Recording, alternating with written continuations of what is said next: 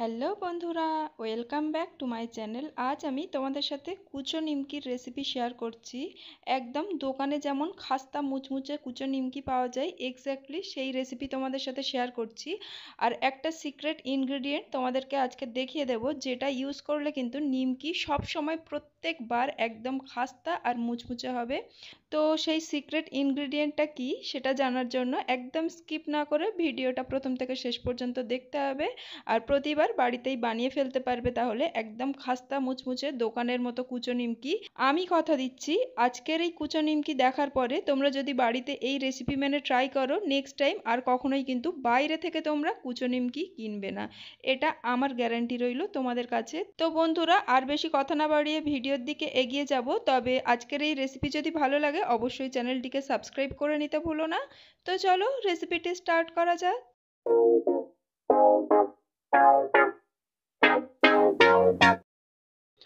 প্রথমেই নিমকির জন্য ডো তৈরি করে নেব। তার জন্য মিক্সিং বোলের মধ্যে এখানে আমি ময়দা অ্যাড করে নিচ্ছি। আজকের আমি মোট 2 কাপ ময়দা নিয়েছি।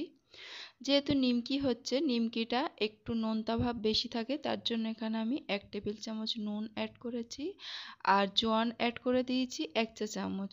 তবে এখানে জোয়ানের পরিবর্তে তোমরা কালো জিরেও ব্যবহার করতে পারো।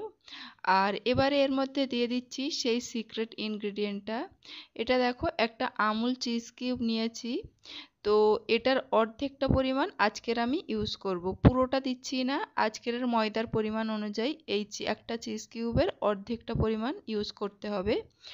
আর এই চিজ কিউব অ্যাড করার কারণেই কিন্তু নিমকিগুলো একদম খাস্তা সফট হবে, সাথে সাথে কিন্তু খেতেও অনেক বেশি টেস্টি হবে।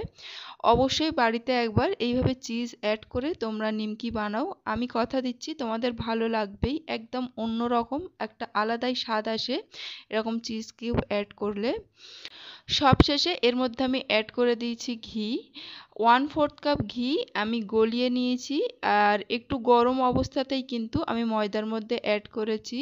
আর তারপরে ঘি এবং বাকি সমস্ত উপকরণ ময়দার সাথে হাত দিয়ে ভালো করে মেখে নিয়েছি, যাতে বেশ একদম ঝুরু ঝুরু বালির মতো হয়ে যায় ময়দাটা, অর্থাৎ ঘিটা বেশ ভালো মতো অ্যাবজর্ব হয়ে যায়। তো ঘিটা ভালো মতো বেশ মিক্স হয়ে যেতে এর মধ্যে আমি 1/2 কাপ জল অ্যাড করে নিয়েছি। আর হাত দিয়ে মেখে একটা সফট ডো তৈরি করে নিয়েছি। এর বেশি জল আর ব্যবহার করা যাবে না, কিন্তু এই 1/2 কাপ জল দিয়ে হাত দিয়ে ভালো করে প্রেস করে করেই একটা সফট ডো তৈরি করে নিতে হবে। এরপরে এটাকে আমি আধ ঘন্টার জন্য চাপা দিয়ে রেখে দিয়েছি। আধ ঘন্টা পরে ময়দার ডোটাকে নিয়ে ফিরে এসেছি, আর হাত দিয়ে আবারও একবার ভালো করে মেখে নিয়েছি। আর তারপরে ছোট ছোট লেচি কেটে নিয়েছি বেলার সুবিধার জন্য।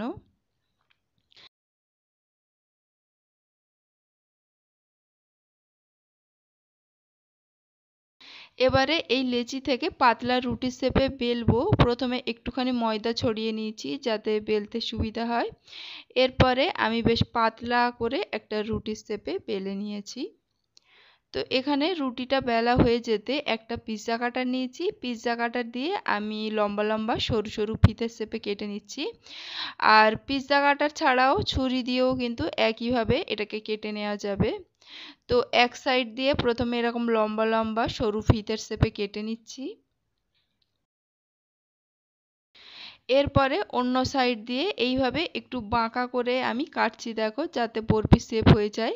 তোমরা মোটামুটি প্রত্যেকেই জানো নিমকির বরফি শেপ কিভাবে দিতে হয়। এছাড়াও নিমকি চারকোনা শেপেরও হয়, তোমরা তোমাদের পছন্দ মতো শেপ দিয়ে দিও। আমার এরকম বরফি শেপের নিমকি বেশি ভালো লাগে দেখতে, এটাই অথেন্টিক শেপ বলে আমার মনে হয়। ছোটবেলা থেকে এই শেপের নিমকিই দেখে আসছি বা খেয়েও আসছি। তো এইভাবেই আমি কিন্তু বরফির শেপে নিমকিগুলোকে কেটে নিয়েছি। আর এইভাবে ছুরি দিয়ে আমি তলা থেকে এইভাবে হালকা করে প্রেস করে কিন্তু এইগুলোকে তুলেও নিচ্ছি। আর এখানে নিমকিগুলো একে অপরের গায়ে লেগে যাচ্ছে, এটার জন্য কিন্তু ভয় পাওয়ার কিছু নেই। তেলে দিলে কিন্তু সবগুলোই আবার ছেড়ে যাবে, কোনো অসুবিধা হবে না। তো এইভাবে ছুরির সাহায্যে বা স্ক্র্যাপারের সাহায্যেও কিন্তু এইভাবে নিমকিগুলোকে তুলে নিতে হবে। এই দেখো বন্ধুরা, আমি এক এক করে সমস্ত নিমকিগুলোই তুলে নিয়েছি। আর একইভাবেই কিন্তু আমি বাকি লেচিগুলো থেকেও একই রকম নিমকি শেপ দিয়ে নিয়েছি। কড়াতে তেল গরম করতে দিয়েছি। তেলটা ঠিকমতো গরম হয়েছে কিনা বোঝার জন্য দেখো এর মধ্যে আমি একটা নিমকি দিলাম। আর নিমকিটা কিন্তু দেওয়ার সাথেই একটুখানি সময় নিয়েই এটা ভেসে উঠলো। আর কত সুন্দর দেখো বন্ধুরা, নিমকিটা একদম ফুলে গিয়েছে। তো তেলটা তো ভালো মতো গরম হয়ে গিয়েছে নিমকি ভাজার জন্য। এই পর্যায়ে আমি প্রয়োজন মতো নিমকি এর মধ্যে অ্যাড করে দিচ্ছি। তেলের পরিমাণ অনুযায়ী বুঝে এর মধ্যে নিমকি অ্যাড করতে হবে। আর নিমকি অ্যাড করার পরেই কিন্তু এইভাবে একটু নেড়ে দিতে হবে, তাহলে নিমকিগুলো একে অপরের গায়ে লেগে থাকবে না, সবগুলোই ছেড়ে যাবে। আর উপর থেকে এইভাবে হালকা করে প্রেস করলে কিন্তু নিমকিগুলো খুব সুন্দর ফুলে উঠবে। তো নিমকিগুলো ফুলে না ওঠা পর্যন্ত এইভাবে হালকা করে প্রেস করতে হবে আর নাড়াচাড়া করতে হবে। আর নিমকিগুলো ফুলে উঠলে গ্যাসের ফ্লেমটাকে মিডিয়াম টু লোতে করে দিতে হবে। আর এরপরেই একবার দুবার মাঝে মধ্যে নেড়ে দিয়ে লাইট গোল্ডেন কালার করে ভেজে নিতে হবে। আর কড়া থেকে তোলার পরে কিন্তু কালারটা আরও একটু ডার্ক হয়ে যাবে, তো সেরকম বুঝে ঠিক সময়ে কিন্তু নিমকিগুলোকে তুলে নিতে হবে। এখানে আমার নিমকিগুলো খুব সুন্দর লাইট গোল্ডেন কালার করে ভাজা হয়ে গিয়েছে। আমি বেশ ভালো করে তেল ঝরিয়ে নিমকিগুলোকে আমি কড়া থেকে তুলে নিচ্ছি। কি সুন্দর দেখতে হয়েছে বন্ধুরা, তোমরা নিশ্চয়ই দেখতে পাচ্ছ। দোকানের স্বাদকেও হার মানিয়ে দেবে আমি মনে করি। এত ভালো খেতে আমাদের বাইরে থেকে নিমকি আর কেনা হয় না, বাড়িতেই এভাবে কুচো নিমকি বানিয়ে নেওয়া হয়, কারণ প্রত্যেকেই কিন্তু এই নিমকিটাই বেশি পছন্দ করে খেতে। আমি প্লেটের মধ্যে সার্ভ করেছি আর তোমাদেরকে ভেঙেও দেখাচ্ছি, তাহলে বুঝতেই পারছো কতটা খাস্তা আর ক্রিস্পি তৈরি হয়েছে নিমকিগুলো। খেতে ভীষণ ভালো লাগে। আমি তো মুঠো মুঠো নিমকি খেয়ে নিই, এতই ভালো লাগে এই নিমকিটা আমার খেতে। বড় নিমকির থেকে আমার এরকম কুচো নিমকি খেতে বেশি ভালো লাগে। তো তোমরা অবশ্যই বাড়িতে কিন্তু একবার ট্রাই করবে, এইভাবে সিক্রেট ইনগ্রেডিয়েন্টটা ইউজ অবশ্যই করবে। আর যে মেজারমেন্ট দিয়েছি এই মেজারমেন্ট মেপে কিন্তু অবশ্যই ট্রাই করবে। আর ট্রাই করলে আমাকে কমেন্ট করে জানিও কেমন খেতে হয়েছিল তোমাদের কুচো নিমকিগুলো। আর আজকের এই রেসিপি ভালো লাগলে অবশ্যই ভিডিওটিকে লাইক করো আর তোমার ফ্রেন্ডস অ্যান্ড ফ্যামিলির সাথে বেশি বেশি করে শেয়ার করে দিও।